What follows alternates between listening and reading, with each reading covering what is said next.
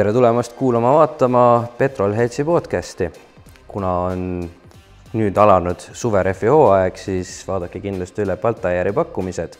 Ja kui teie esiklaas on talvel ära kulunud ja väsinud, siis Glass Drive aitab kindlasti hädast välja. Aga täna taas oleme külas Egon Kauril ja täna saame teada, mis on protoauto ja kuidas saada kiireks sõitjaks. Nii et jää lainile.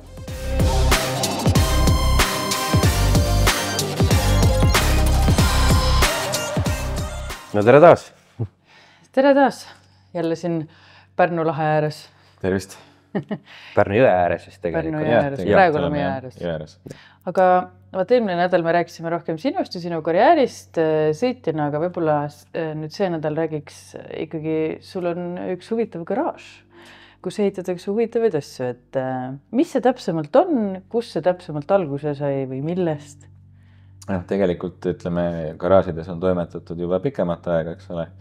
Aga just kui me räägime protoautodest ja protondusest, siis see sai alguse, ütleme, 2016 lõpupoole. Korra võib-olla räägid, mis see protoauto on, sest meil on kindlasti ka neid vaatajaid ja kuulajaid, kes kaasartud mina võib-olla ei tea väga täpselt detailselt, mis see... Jah, ütleme ta siis on pandud nimi sellisele autole, mis ei ole siis kuidagi varasemalt võib-olla sellises kujus homologeeritud või siis ette valmistatud kuskil tehases. Et kui me räägime väga paljudest muudest ralliautodest, Mitsubishi Evo, Subaru Imprezad, Fiestad, et kõik on mingil hetkel ikkagi pigem olnud kuskil tehase poolt ette valmistatud, puurid sisse, kõik turvavarustused, kõik sportvarusad külge. Et need on ikkagi mingi hetk tehasest kunagi tulnud, aga protoautod on pigem siis sellised, et mis siis ei ole varasemalt homologeeritud, on erinevatest osadest ikkagi oma selle kuju, lõpliku kuju saanud. Väga tihti erinevate kerede peal on erinev tehnika. Et jah, ütleme, lühidalt on protoauto siis see, mida varasemalt ikkagi ei ole veel tehase mingelt maha. Ja neid on ju nii-öelda kahte lähenemist. Üks on see Poola lähenemine, kus nad tõstavad nii-öelda Evo põhja või Subaru põhja ümber ja panevad sinna siis mingi, ma ei tea, Ford Fiesta kere on ju peal või Volkswagen Polo. Rainer Raus sõitis vist sellisega. Ja siis on see teine lähenemine, mis on siis nii-öelda sinu lähenemine või see Eesti lähenemine, kus siis võetakse väga sarnane auto siis nendele S2000 WRC vanemad põlvkonnad ja sinna pannakse siis mootorkast ja siuksed asjad, eks ole? Jaa, no ütleme neid lähenemisi tegelikult nagu aeg on edasi läinud, neid lähenemisi on väga palju tegelikult erinevaid kombineeritult, aga jah, ütleme, kui sa võrdled nüüd kere ettevalmistuse poolt, siis tõesti on variant see, et sa võtad kere ja lihtsalt sinna kere külge siis ikkagi sobitad juba eraldi nii-öelda custom made juba silatalad, käänmikud, kõik püstakud teed. Või siis on see, et sa tõesti võtad lihtsalt, soovid, ütleme siis ilusamat Subarut või Mitsubishit, ütleme piltlikult. Siis tegelikult kõik see Poola ju need protod on põhimõtteliselt natuke lühemad tavaliselt Subarud või Mitsubishit, sest nad on kõik täpselt sinna sama tehnika peal, sama kõik põhiveermik, lihtsalt see pilt, mis sinna ümber pannakse, siis on vähe teine. Üks küsimus veel, et kas proto on siis ainult nagu ralliauto? Pigem nagu ei ütleks, et ta ainult ralliauto on, teda ikkagi kasutatakse erinevates distsipliinides. Euroopas ka mäkketõusuvõistlused ja kõik sellised on ka, mida võib-olla võiks nimetada nii-öelda protoautona. Et ütleme, ta on natukene selline laiali valguv võib-olla nimetus, aga ta on rohkem jah see, et kus ei ole siis ei pea kasutama just neid tehase kindlaid juppe alati kindlas sõlmes, et sa ikkagi kombineerid ta erinevatest lahendustest. Eesmärk tavaliselt on siis see, et saada nii-öelda hea hinna ja kvaliteedi suhe või siis soorituse suhe. Kuhu ta nii-öelda kiiruslikult sobitub? Ta sobitub täpselt, et kui tegelikult alustame natuke, et miks minu jaoks üldse see protondus ka ju alguse sai, et sõitsimegi ju pikalt Subarute, Evodega ja 2013, kui siis esimesed R5 tulid, et 2016 veel, kui me veel Evoga sõitsime, ütleme eestlasel ja Eesti võidusõitjal oli väga ikka keeruline sellist R5 endale nagu sõitmiseks saada. Et see hinnavahe, et kui sa oled selle Evo peal ja nüüd saada siin R5 peale mitmekordne, eks ole, et seda sammu ülimalt keeruline teha. Kui korra numbritesse minna, siis kas ma eksin väga, kui ma ütlen, et hea nii-öelda N või A rühma Evo saab circa 50 000-ga ja või normaalse nii-öelda ralli R5, ralli 2 auto on siuke 200. Jah, tänane turg on täpselt umbes selline, et ikkagi juba väga korraliku Evo saab ikka 50, ja siis ütleme vähegi natukene konkurentsivõimelised veel ralli 2 on kõik ikka üle 200. Need, mis jäävad sinna alla 150 on juba, ütleme ikka oma aja ära elanud, kiiruslikult kindlasti ei konkureeri enam, et aga jah, lihtsalt see hinnavahe on niivõrd suur, pluss on see jooksev kulu ka, mida kiputakse võib-olla ära unustama. Ega see jooksva kulu vahe on niivõrd suur, et sa ikka endiselt, sul ei ole lihtsalt seda juppi ikkagi mujalt väga kuskilt võtta, kui sa pead seda tehasest tellima. Ja tehas selle hinnanumbri paneb täpselt sellise, nagu ta ise soovib, kui ei ole just FIA poolt määratud jupp, et on mõningased varuosad, mis on FIA poolt ette määratud, kui kallis ta saab olla, et näiteks turbole on pandud kindel hind, see on siis küll nüüd soodsam. Aga ega siis tootja selles mõttes leiab muid viise, et kust see raha kätte saada, et mul on mõned huvitavad näited võin ka tuua, kui soovite. No. Et kui meil tuli see Polo, eks ole, R5, Tšehhist sai ta tuua ja sellel oli vaja siis, et lisatuled saaks ka peale, et saaks ka pimedusse juurelt sõita. Ja siis mure on siis selles, et see lisatulede funktsioon kohe algselt ei tööta, et tegelikult on seal olemas, aga ütleme piltlikult linnuke on ajust puudu. Ehk siis tegelikult sa pead selle aju maha võtma, pead selle saatma Saksamaale, siis paari tuhande euro eest pannakse linnuke kirja ja siis saadetakse tagasi. Ja siis saadki oma lisatuled põlema. Et selles mõttes neil on muid huvitavaid variante, jah, kuidas see raha ikkagi nii-öelda kätte saada, et võib-olla see alghind sellel autol tundub, et ei ole võib-olla isegi nii hull mingis faasis, aga neid lisakulusid, mis sinna läheb ja tegelikult see varuosa hind ikkagi on märkimisväärselt suurem. Ja nüüd Protoga on võimalik siis sõita sama kiiresti või isegi kiiremini natukene kui selle R5-ga? No pigem ikkagi tänases faasis see R5 ikkagi on, ma pakun, et kiirem, et siin on insenerid saanud ikka juba ju aastaid tööd teha ja kui sa võrdled 2013 aasta Fiestat näiteks tänase Yarisega, siis nemad kindlasti omavahel ju võidu sõida. Et ma arvan, täna see Proto saab kindlasti sõita sama kiiresti ja kiiremini kui kindlasti need esimesed R5-d ja juba ma arvan ka teise generatsiooni R5-d. Et nüüd tegelikult olen ka eelmine aasta tihedalt teinud koostööd ka siin Leedu meeskonnaga, kes samamoodi neid prototüüpe ehitavad ja aidanud neilt seda arendada, et usun ka nende suund on praegu sinna maale minemas, et kui neilt nii-öelda nende lahendustega auto võtta, siis sellega saab ikkagi juba sõita väga lähedale ka tänapäevaste rallijuhtidele. Kuidas nende nii-öelda võtmed kätte hinnalahendus või hinna? Ma arvan, et kui siin ongi neid, nagu me siin rääkisime, erinevad põhjad, kusjuures nemad tegelikult teevad, sul on isegi võimalik neilt võtta 2 versiooni. Nende põhiartikkel on tegelikult, nemad üritavad siis oma vedrustuse lahendust nii-öelda turundada. Et neil on siis topeltõõtsadega vedrustus, et muidu meil on alati igal pool need McPherson tüüpi lahendused, aga kuna protonduses tegelikult sul on nagu vabamad käed, et siis nad on arendanud just sellise lahenduse, et topeltõõtsa peale minna, saada see parem pidamine, parem nii-öelda või väiksem siis rehvikulu ja saada need nii-öelda eelised sealt kätte. Ja siis ongi 2 varianti, et kas sa võtad kohe sellise Subaru põhjal asja, siis tegelikult neil on vedrustus ja kogu see silla peale lahendus ehitatud niimoodi, et läheb otse klõpsti Subarule külge. Leedu variant siis? Jah, Leedu variant. Et näiteks kui sul on Subaru, põhimõtteliselt võid tellida komplekti ja saad juba niisuguse praktiliselt valmis ralliauto kohe ja väga kiire võistlusauto tegelikult. Et see aeg tuleb isegi Martinas Samsonas ühega rajale, ühe Subaruga. Aga teine variant on see, et ikkagi teed ise nii-öelda kõik need kinnitused, et sulle need asjad juba sobivad, et sa ei võta kellegi teise põhja. Et seal on omad eelised, tavaliselt need, mis näiteks tulevad Poolast teise põhjaga, Subaru põhjaga, Evo põhjaga, seal on tavaliselt miinuseks see, et esiteks need clearance'id ei ole õiged ja ei ole paigas ja teine mure on see, et ei ole võimalik väga head kaalu sealt kätte saada. Tavaliselt kipub ülekaalu jääma. Et see auto, millega ma eelmine aasta nüüd leedukate poolt sõitsin ja arendasin, see nüüd oligi selline Subaru põhjaga auto. Ta oli küll väga kiire ja vedrustuse lahendus ja kõik see toimis. Me tegelikult nagu kohalikul tasemel saime väga hästi ralli-kahtedega võidu sõita. Aga ta oli selline, ütleme, 100 või isegi 120 kilo raskem. Et see on juba märkimisväärne vahe, et kui sa tahad ikkagi tipus juba võidu sõita, et siis Aga sina nüüd, kui ehitasid oma esimese proto 2017, eks ole? Ja.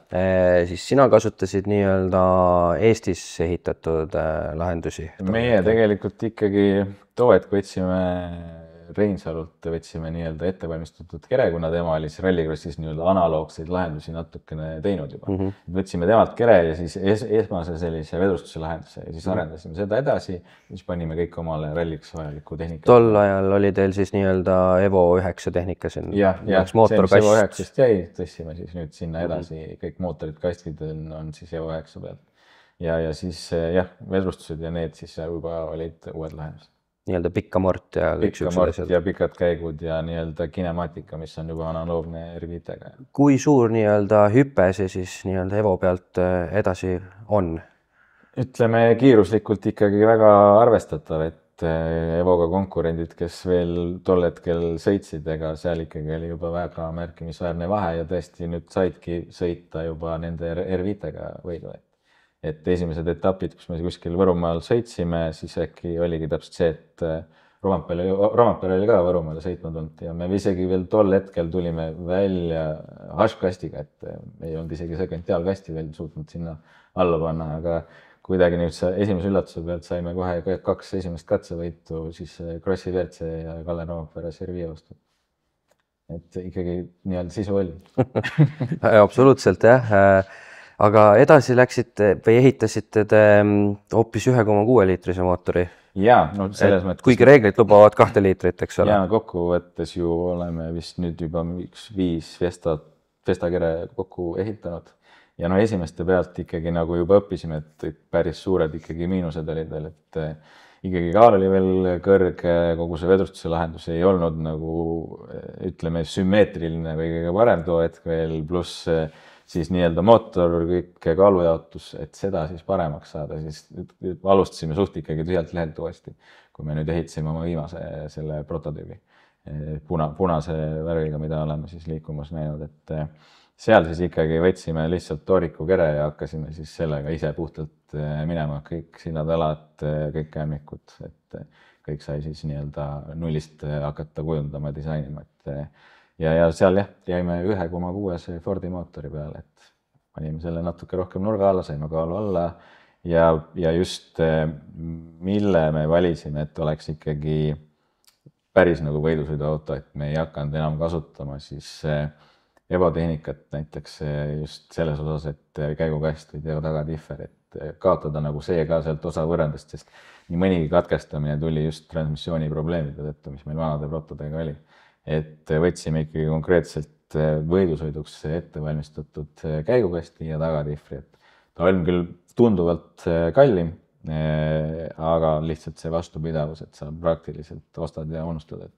Aga minule jääb ikkagi natuke arusaamatuks see, et miks see Fordi 1,6 mootor, mitte siis mingi 2-liitrine variant, kui reeglid seda võimaldavad? Jaa, sest see tegelikult tuleneb just sellest kõri piirangust, et meil on turbokõrid, mis meil piiravad siis õhuvoolu mootorisse ja tegelikult see sõidetav ala, ega kõik ju R5-edki täna on 1,6-sed ja 2-liitrine paberil tundub küll väga hea ja toodab väga hea ilmselt ka jõunumbri sulle sinna dünatabelisse.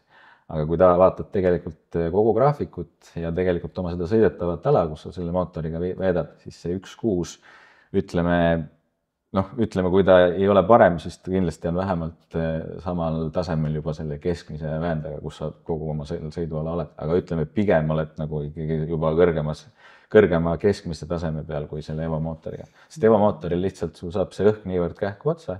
Kõri suurus on sama või? Kõri suurus on sama, jah.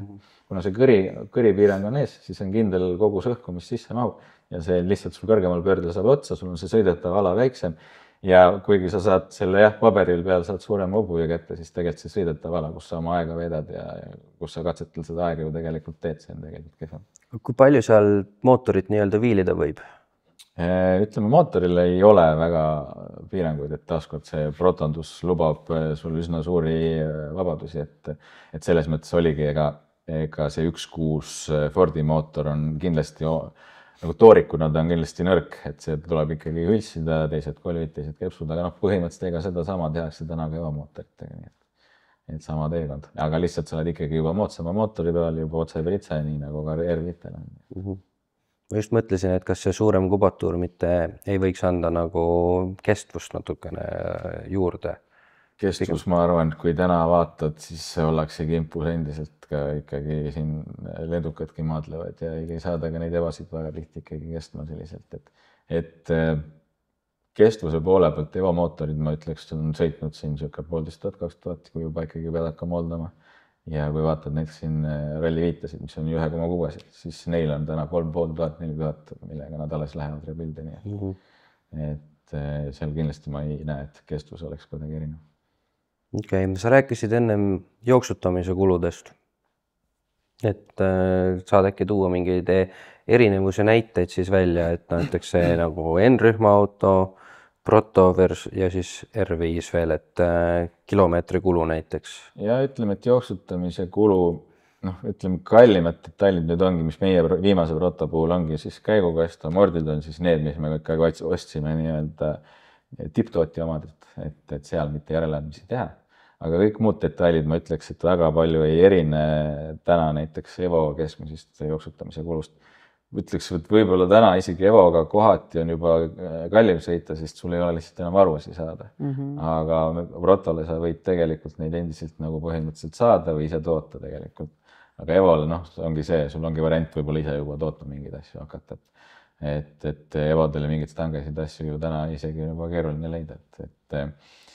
Eva vennad tänaseni kirjutavad, mul endiselt garaažis endalgi veel varuasi alles, et siin küsiti juba esimest tifriluku ja ega selliseid asju ikka lähevad teise ringi peale korduvalt.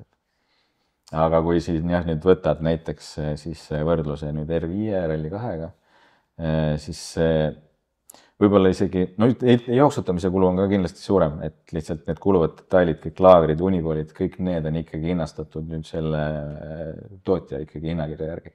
Samas kui Protole neid siis saad ise nii-öelda ostada vastavalt erinevate tarnijate käest. Et ühest küljest on see kulu suurem, aga teine kulu, mida kindlasti ei saa unustada, on see, et ühest küljest ju on ka Proto see, et sa õpid ju sõitma tegelikult juba kiirema autoga ja selle õppimise käigus tahad sa või mitte, et tuleb ikkagi ette ka ootamatusi, ehk siis sa kiputada mõnikord ka ära lõhkuma. Et kui sa sõidad selle nurga puhtaks sellel R5-l versus sa sõidad nurga puhtaks selle Protol, siis seal on ka ikkagi väga suur vahe, et kui suur auk siis vähemalt ei tule. Mitu katust sa teinud oled? Hea küsimus. Pole isegi niimoodi võib-olla lugema hakanud otseselt. Tundub, et piisavalt, sest muidu mingi number mõned on ikka sattunud. Kindlasti alla 10 ta võiks olla, jah. Aga neid on ikka sattunud. Siin lähiajalast ju meenubki siis sama Portugal selle välja tagajärjel, eks ole, mis on ka kindlasti videosse jäänud hästi efektselt, on siis Tartu Rally Evo 10-ga, on üks katus meediasse jäänud ja siis on neid ka sealt Supercrossi ajast paar tükki.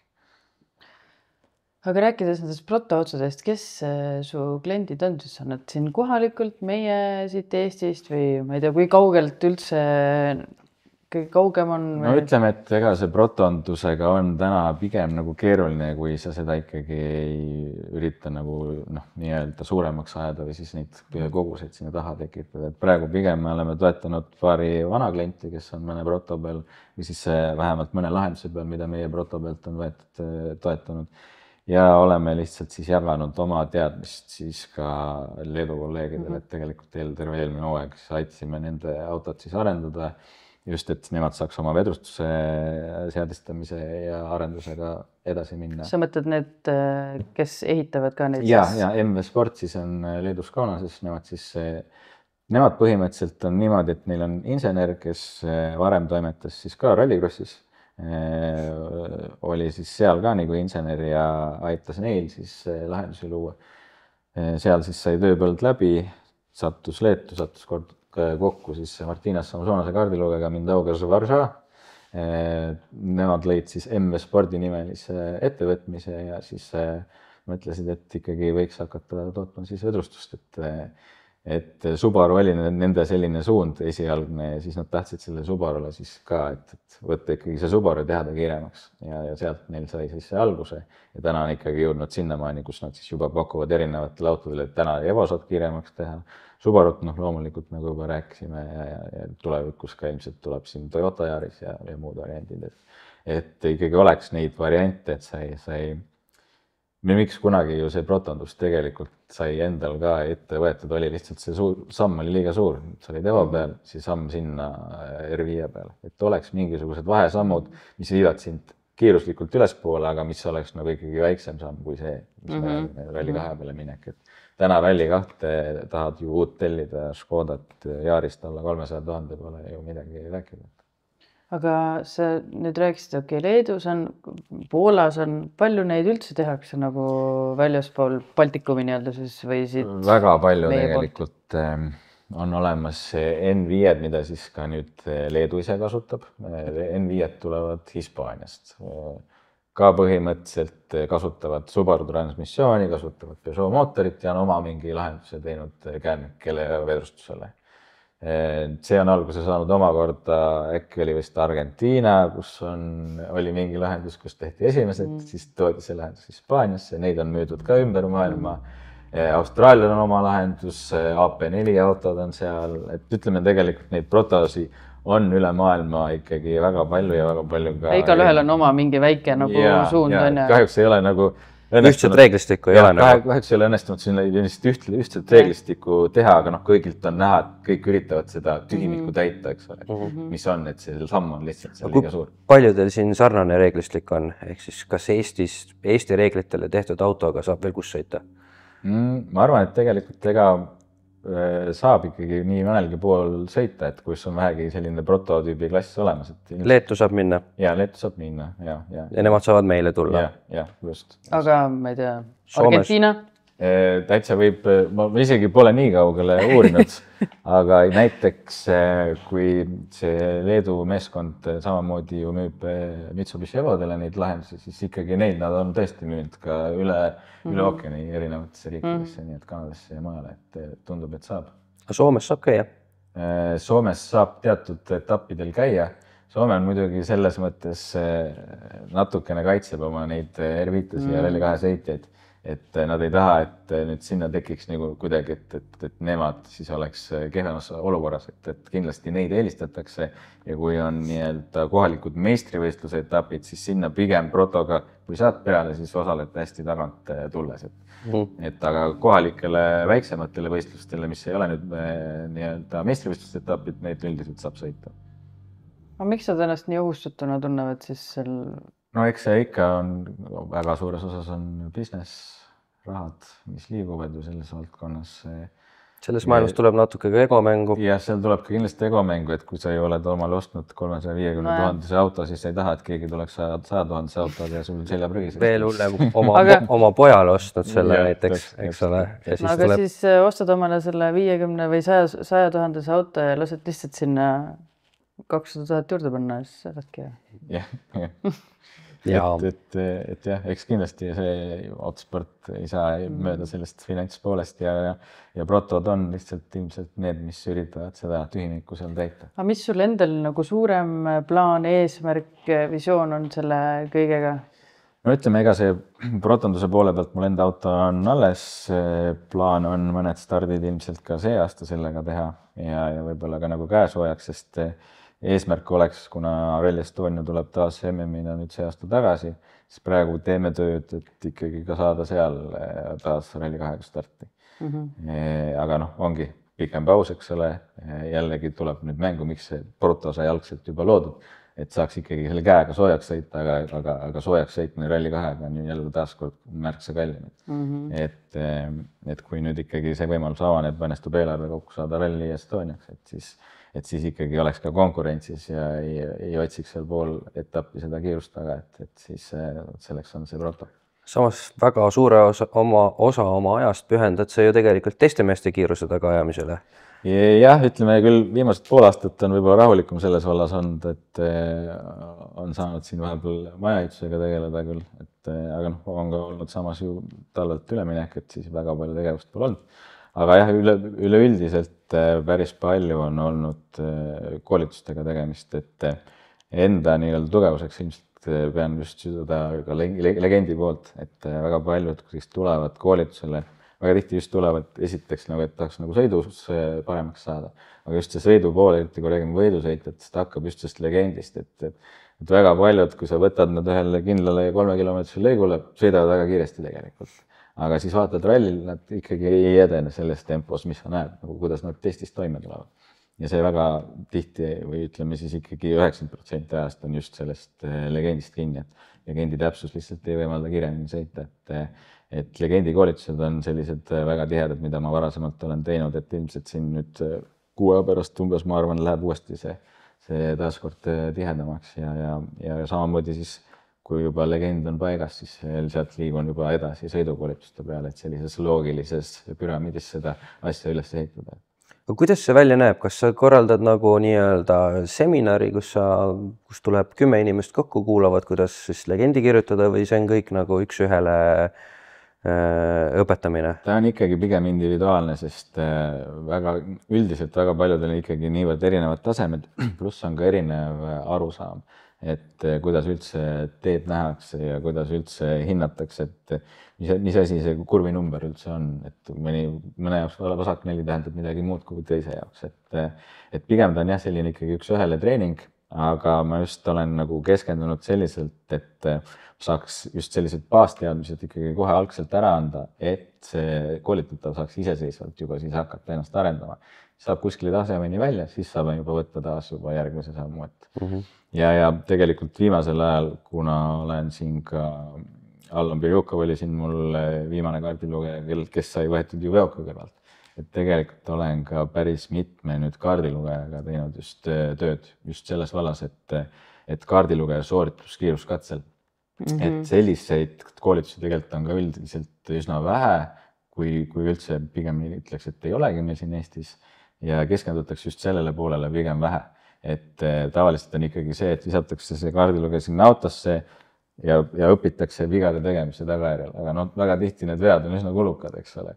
Et ma just olen proovinud ka süstemaatiliselt läheneda just sellele kaardilugejate tööle ka, et tegelikult ei ole vaja, et ta õpib läbi vigade, vaid tegelikult saab samamoodi võtta niisuguse kindla toimiva süsteemi ja see kaardilugeja saab ka ikka märksa kiiremini oma asja selgeks. Kuidas see koolitus nagu praktilises pooles välja näeb, et paned, no kui me juhist räägime, paned simulaatorisse siis kõrvalkarjud Legendi koolitusega üldiselt ei ole muret, sest ega legendi, kui võistlustel kirjutatakse, siis kirjutatakse tavalise autoga, tavaliikluses, liiklus on avatud. Et see imiteerib põhimõtteliselt, legendi koolitus imiteerib tegelikult seda olukorda. No jah, aga ma mõtlen just seda nagu siis, kui seda päriselt kasutama hakatakse, et mitte kirjutamise osa. Jaa, et see on kirjutamise osa, aga kui me räägime nii-öelda võistlusautos olevast osast, siis tavaliselt selleks on testid. Et testidel on siis erinevad tööriistad, mul kasutada ühest küljest on siis videomaterjal, ma saan samamoodi kõrvale istuda ise, et siis läbi nende kogu aeg sõitjat juhendada. Siis on samamoodi GPS-id ja kõik, et ma saan jälgida, mis sektorites mis toimus. Okei, kujutame nüüd ette, et ma tahan Jannega rallit minna sõitma. Tegelikult tahaks küll, on ju? Ei valetakski. Nii, sõita, rooli keerata oskan, pedale vajutada oskan, enam-vähem, eks ole, käiguvahetusega saab ka hakkama. Aga rallit pole varem sõitnud. Kust me siis nüüd nagu alustame? Tuleme sinu juurde, kas me tuleme mõlemad või tuleme mina või tuleb hoopis kaardilugeja või... Miks mina üldse kaardilugeja olen? Sest see istub mu kõrval praegu. Selles mõttes väga tihti ongi see, et mõeldakse, et võib-olla kaardilugejat ei ole vaja või alguses tegelema ainult siis sõitja poolega, aga tegelikult mina just julgustan, et ikkagi koos kaardilugejaga tulla ja kasvada. Ja koos kohe õppida nagu seda õiget, et te saate ühtemoodi rendisest aru. Harmoonia tekib. Praktiliselt ikkagi, kas me lähme siis kolmekesi autosse? Jah, kolmekesi autosse, et teie istute seal kohtade peal, kus te hakkate ka päris autosse. Võtame selle sama Subaru, mis sul siin maja ees seisab ja lähme ja sõidame. Ja mina istun taga istmel ja siis saan teid vastavalt juba hakata juhendama. Okay. Ja tegelikult...